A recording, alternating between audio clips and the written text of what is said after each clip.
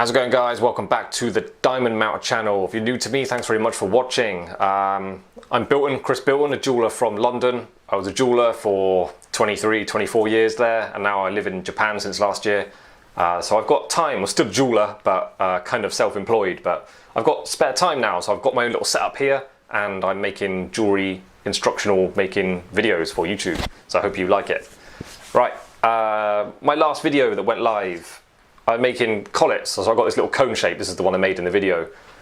One comment on that video was, this is from Matthew Andrew Budge, says, I was wondering if you could cut a piece of sheet the diameter of the collet you want to make with a hole in the middle and then punch it out. So it wouldn't have a solder join, and it's sort of like how they make coin rings. I've seen the coin rings, I never watched one of the videos, I don't really know how they make it. So yeah, imagine, get a coin, bang a hole in it, cut a hole in it, and then just hammer it out horizontal. So yeah, with that in mind, from your description, Matthew Andrew Budge, you said cut, I imagine you're imagining cutting a little circle, that shape, that size, and then just hammering it and pulling it out. I don't think that's going to work. It's going to be too severe amount of stretching on the metal. Might be difficult to gauge how thin it's going to go. So the way I'm thinking of trying it is having, like, this is a washer I found, like it's going to be like a flat disc like that with a smaller hole. So basically a small hole, I'll try and replicate this basically. Small hole and then that much distance away from the hole, so it's going to be a disc. Is that making sense? Like at that point, wide. So not too dissimilar from that with a smaller hole. And then we should be able to force that down into a cone shape. But if it works, it might be a handy thing to know one day if you really need one with no solder join, or you haven't got pliers or something, I don't know. It might be useful, so it's just fun to try new things. Alright, so I've got my little bit of plate. I'm about to turn into that circle. If you're interested, if you want to have a go at this, same as me, it's 0.95 thickness. It's not too thin, but it's not too thick as well, so it'll easily go in the cone basically. And just to make my life easier, I decided to make sure my circle fits inside that, just so I can hammer it down into the biggest hole, just for convenience.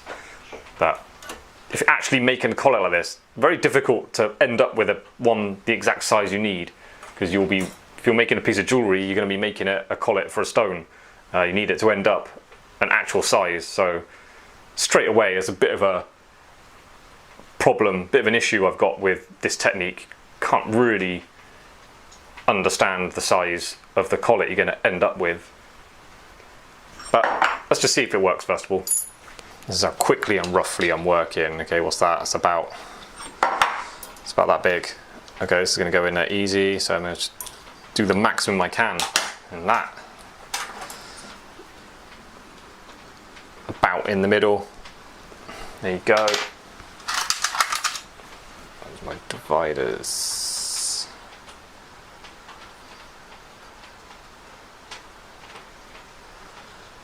Too big.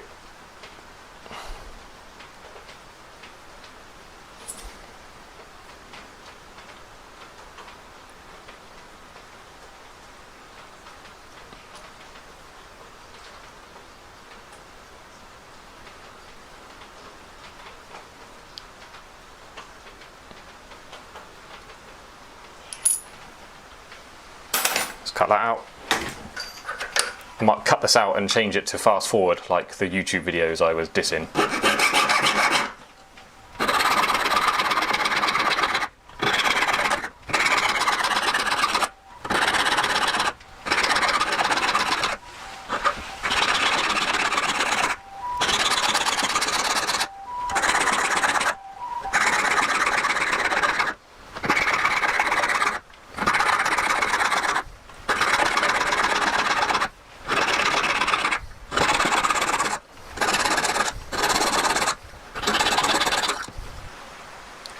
Et voila.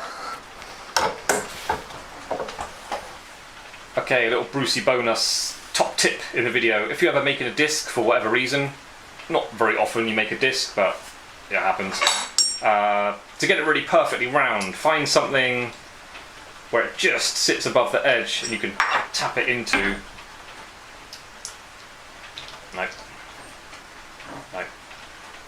This one, I've got a really unfortunate size here, it's not quite right. I'll cut it out as accurately as you can, file it to improve it. Got any little lumps, and just tap it down into something. You haven't got to go right in there, but just sort of dent the edge perfectly round. Just take the corner off slightly.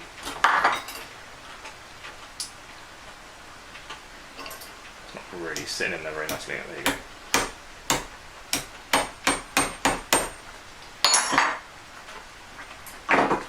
And that should look pretty disky. So very little work, make a disc. I know you can buy them, but you should make stuff if you can. It saves you money, and it's all good experience. Alright, I've got no idea what that's going to fold up to, but quite a small hole there, so I'm just going to drill it out. I'm imagining that punch is going to go into the hole and open it up a little bit, if this works at all. So I'll just drill it a little bit, just to get it going.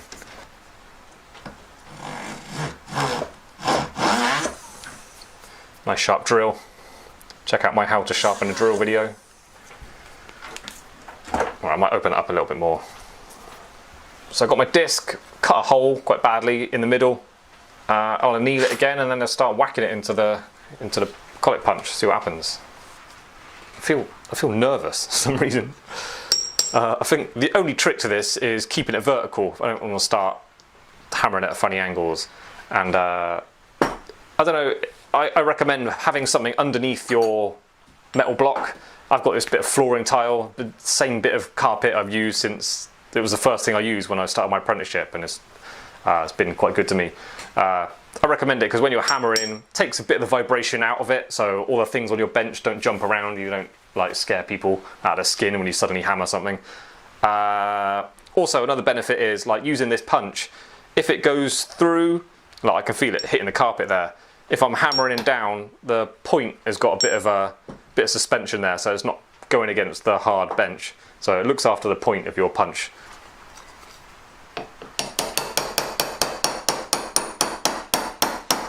It's coning up quite nicely.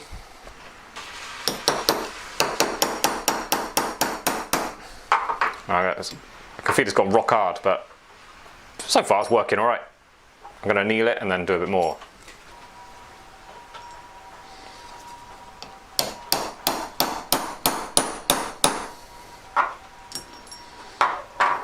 The hole is really taking a beating. I should have made it a bit smaller. If it goes in there, not quite. Maybe I'll start on this one. Okay. I'll anneal it again, and then I'll go on this hole. Okay, annealed, still red hot. Don't care. Go on, get in there.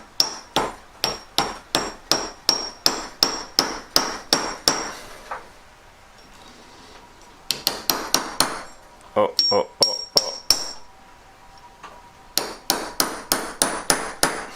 Oh, oh, oh. Come on.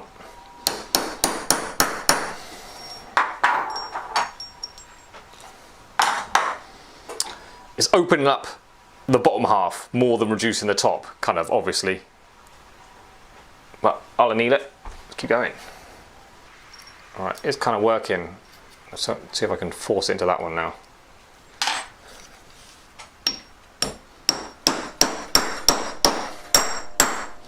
Have some of that.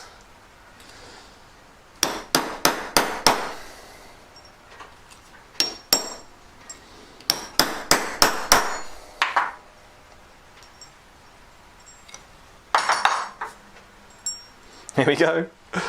Very big. Here we go there, not quite. I mean, this is massive. I mean, it sort of works, but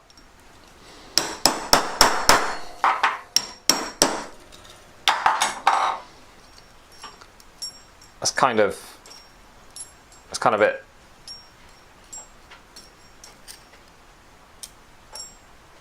I've reached its full potential for spreading out, unless I get it down there, but it's just going to balls up that top bit on that edge. Tell you what, I'm going to try it again with a much smaller little disc and see if I can end up with a collet a bit more sensible size. But yeah, basically, yeah, that's worked. Alright, so let's try this. A tiny version. I put a very small hole, just a drill hole in the middle, just enough to grip, for that point to grip into, because that one just went massive. So I now know that the outer diameter didn't really reduce that much, just the difference. I could change the tops. And yeah, the bottom, basically, it was formed by just stretching out the bottom half loads. So let's try a smaller one.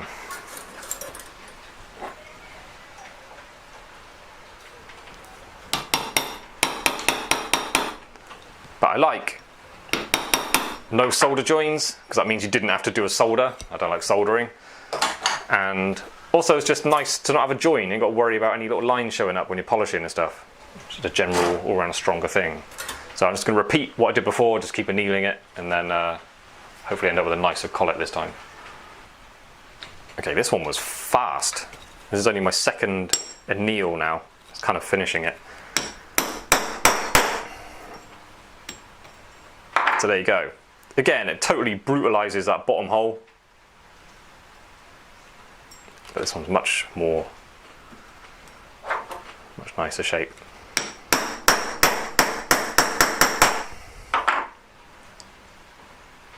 That'll do. So let's have a close look at what we got. Yeah, this one, huge. So from what I learned, I could make it one a bit more normal. This was the one I made in the video, old school, usual way. This is the hammered out one. It's a brutal technique, but it does kind of work.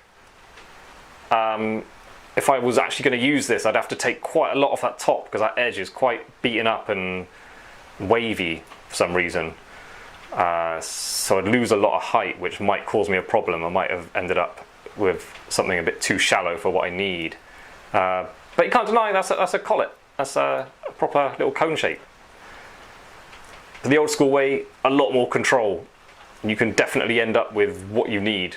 You've got more control of the height, you've got more control of the diameter. This one, a little bit of guesswork. But then you could work out the maths. Just do one, measure it before, after. There might be an element of pushing it down into the sockets more than actually hammering it out. So it's got potential. I think I learned something today. It might come in handy one day if I really need that shape without a solder join. It was quite quick as well, the small one. So there you go, Matthew Andrew Budge. Thanks for the inspiration for a little video, a little quick time pass for me. I learned something as well. Like I never thought of that, of trying that way, but you end up with a collet. It does kind of work. If you're going to have a go at making a collet, what I learned today is what I thought was going to happen. Say that's my disc. I thought it was going to do this. That didn't happen. What happened was this.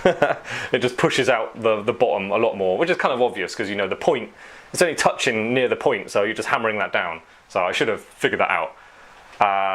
And also start with a very small hole. You just need enough for the point to hold its position, and then it opens it up the minimal amount. And that's quite a normal size hole I ended up with at the end. So that was cool. So it does work, but you lose a bit of control of what you're going to end up with, I think. I'm still sticking with the traditional methods. It's a proper way to make it, but I can't deny you end up with a collet. It was really fast to make as well. Just the time milling out a bit of metal, cutting out the disc, and a bit of hammering. That was really fast, that second one. So yeah, cool, it works. And just to refer back to a video I made a couple of weeks ago, it was a two-part video making ovals, my enemy, my oval-shaped collets. I recently found this in a shop, so this was great. This has got ovals, all these different sizes, and there's 8 points marked out, top, bottom, left, right, and the corners. So this is going to be useful, I think, next time I try an oval, which I'll do one soon, so I want to practice them. I'm going to use this as a guide. I think it's going to help me a lot. And I've got circles, triangles and squares. Like, what more do you need? And if you're interested, this is Staedtler. This is from Japan, yeah, but Staedtler's a brand. I'm sure I've seen that in the UK. Sounds a bit German or Dutch or something. Code is 97603 if you want to look up this, if you want to buy it online or something. But yeah, ovals with the corners marked out. Love it. Cool. Right. Yeah. Thanks for watching. Just thank you to the Matthew Thomas Butch. I can't remember the name. So yeah, it's always fun to try new things. Yeah, I learned something today. Like, I never thought of doing that, so that was cool. That worked, and might come in useful in the future, might not, don't know. But it's just fun to try it anyway. I like trying new things. And I have actually got an idea for making something which I've never done before, never been taught, never seen it done. But what I'm going to do is, I won't say what I'm going to do because it's going to be for a future video, but it's a technique that will enable you to get perfect beaded solder joins around something that's going to be like impossible to polish or cut back or use files on.